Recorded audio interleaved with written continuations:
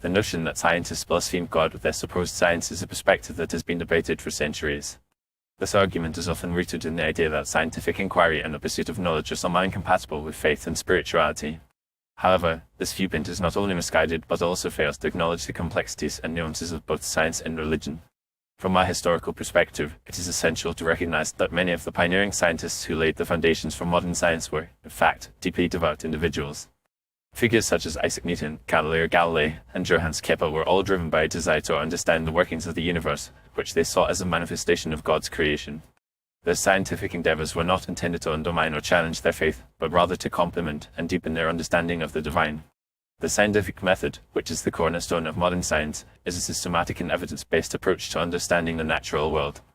It involves formulating hypotheses, conducting experiments, and analyzing data to draw conclusions about the world around us. This process is not inherently anti-theistic, rather, it is a neutral and objective means of acquiring knowledge. Scientists are not motivated by a desire to blaspheme God, but rather by a passion for discovery and a commitment to advancing human understanding. Moreover, the concept of blasphemy implies the deliberate and intentional act of disrespect or irreverence towards a deity. However, scientists are not engaging in such behavior when they conduct their research or publish their findings. Their goal is to uncover the underlying principles and mechanisms that govern the universe, not to offend or disparage any particular religious or spiritual tradition. The pursuit of scientific knowledge is a noble and worthy endeavor that has led to countless breakthroughs and innovations, improving the human condition and enhancing our quality of life. It is also worth noting that many scientists are themselves people of faith, and their religious beliefs do not contradict their scientific endeavors. In fact, some argue that science and faith are complementary, rather than mutually exclusive, pursuits.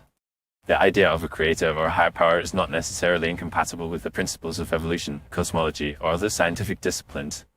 While science can provide insights into the workings of the universe, it does not purport to explain the ultimate purpose or meaning of human existence, which is often the domain of faith and spirituality.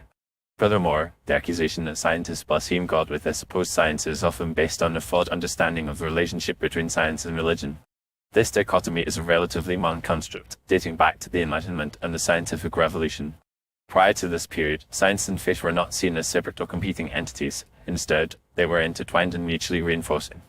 The ancient Greeks, for example, saw the study of nature as a means of understanding the divine, and their philosophical and scientific inquiries were often infused with spiritual and theological themes.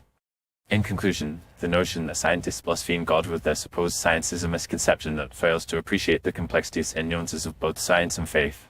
The pursuit of scientific knowledge is a noble and worthy endeavor that has led to countless breakthroughs and innovations, improving the human condition and enhancing our quality of life. While science and faith may approach the world from different perspectives, they are not inherently incompatible, and many scientists are themselves people of faith. Rather than seeing science as a threat or a form of blasphemy, we should recognize it as a complementary pursuit that can deepen our understanding of the world and our place within it. By embracing both science and faith, we can cultivate a more nuanced and multifaceted appreciation of the human experience, one that acknowledges the intricacies and wonders of the natural world,